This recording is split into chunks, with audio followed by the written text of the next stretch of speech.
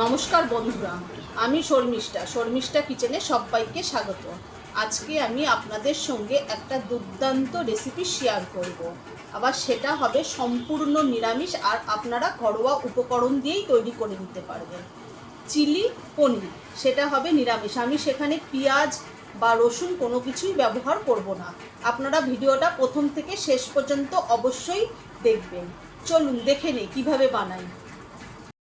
নিরামিষ চিলি পনিরের জন্য এখানে আমি 400 গ্রাম পনির নিয়ে নিয়েছি। পনিরগুলোকে আমি ছোট ছোট টুকরো করে নিয়েছি। আর এখানে একটা বড় সাইজের টমেটো নিয়ে নিয়েছি, একটা বড় সাইজের ক্যাপসিকামটাকে আমি ছোট করে টুকরো করে নিয়েছি, আর এখানে 8টা কাঁচা লঙ্কা নিয়ে নিয়েছি। আর পনিরটাকে ফ্রাই করার জন্য আমি একটা ব্যাটার তৈরি করে নেব। আমি 3 চামচ ময়দা দিয়ে দিলাম,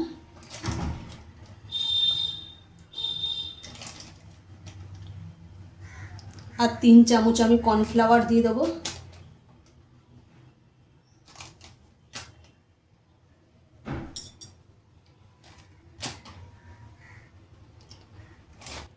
আমি স্বাদ মতো নুন দিয়ে দেবো। আমি 1/2 চামচ গোটা জিরে দিয়ে দিলাম, গুঁড়ো করে নিয়েছি, সেটাকে আমি দিয়ে দিলাম। 1 চামচ গোলমরিচ গুঁড়ো আর 1/2 চামচ ধনে গুঁড়ো দিয়ে দিলাম, আর 1/2 চামচ গরম মশলা গুঁড়ো। এবার আমি একটা চামচ দিয়ে সমস্ত উপকরণগুলো আমি মিক্সড করে নেব। আমি অল্প অল্প জল দিয়ে এটাকে আমি ব্যাটারটাকে তৈরি করে নেব। এই ব্যাটারটা একদম পাতলাও হবে না আর খুব ঘনও হবে না, একদম মিডিয়াম হবে।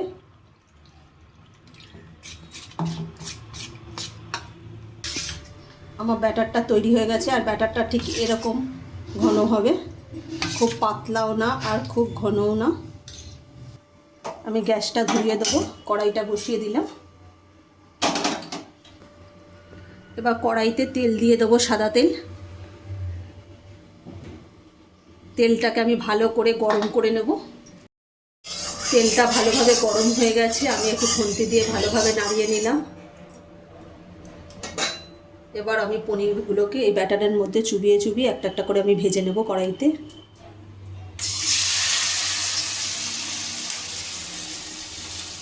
একদম সম্পূর্ণ নিরামিষ চিলি পনির, এখানে আমি কোনো পেঁয়াজ বা রসুন কোনো কিছুই ব্যবহার করব না। একদম সহজ পদ্ধতিতে আমি চিলি পনিরের রেসিপিটা আপনাদের সঙ্গে শেয়ার করছি। প্রথমবারে আমি যে কটা দিয়েছি সে কটা একদিক ভাজা হয়ে গেছে, আমি উল্টে দিয়েছি। উল্টে দিকটা এরকম লাল লাল করে আমি ভেজে নেব ভালোভাবে। প্রথমবারে পনিরগুলো লাল লাল করে ভাজা হয়ে গেছে, এইভাবেই আমি সমস্ত পনির ভেজে নেব। প্রথমবারেরগুলো ভাজা হয়ে গেছে, এইভাবেই আমি সমস্ত পনির ভেজে নেব। পকোড়াগুলো আমার সব ভাজা হয়ে গেছে, পনির পকোড়া দেখুন,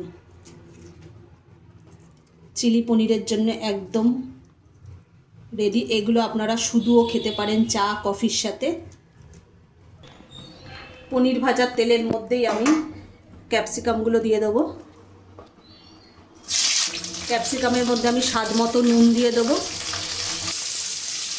ক্যাপসিকামগুলো ভালো করে ভাজা হয়ে গেছে, এর মধ্যে আমি টমেটো কুচিগুলো দিয়ে দেবো, আর কাঁচা লঙ্কাটাও আমি দিয়ে দেবো। দিয়ে ভালোভাবে ভেজে নেব।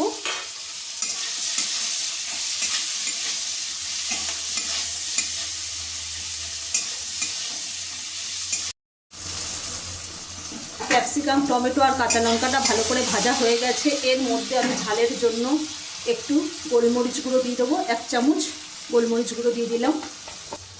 আমি 2 চামচ টমেটো সস দিয়ে দেবো, আর 2 চামচ আমি সোয়া সস দিয়ে দেবো।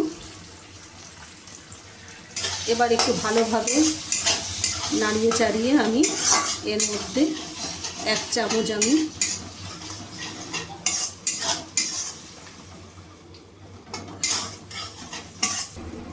আমি 1 চামচ কর্নফ্লাওয়ারগুলো রেখে দিয়েছিলাম, সেটা আমি কড়াইতে দিয়ে দিলাম।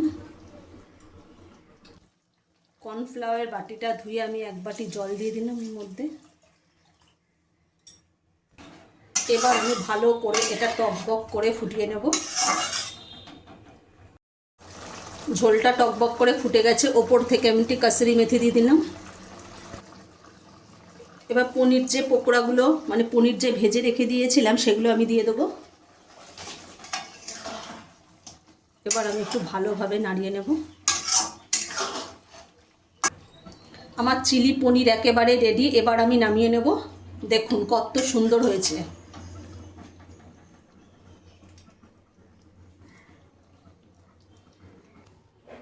আমার চিলি পনির পরিবেশনের জন্য একেবারে রেডি। আর আপনারা একবার এইভাবে অবশ্যই চিলি পনির বানিয়ে খেয়ে দেখবেন। এটা হবে সম্পূর্ণ নিরামিষ, একদম ঘরোয়া উপকরণ দিয়েই আমি তৈরি করে নিয়েছি। আপনারাও একবার এইভাবে তৈরি করে খেয়ে দেখুন। আচ্ছা, যদি আমাদের এই চিলি পনিরের রেসিপিটা যদি ভালো লেগে থাকে তাহলে লাইক, কমেন্ট, শেয়ার এবং সাবস্ক্রাইব করতে ভুলবেন না। অবশ্যই বা বাড়িতে বানিয়ে খেয়ে দেখবেন।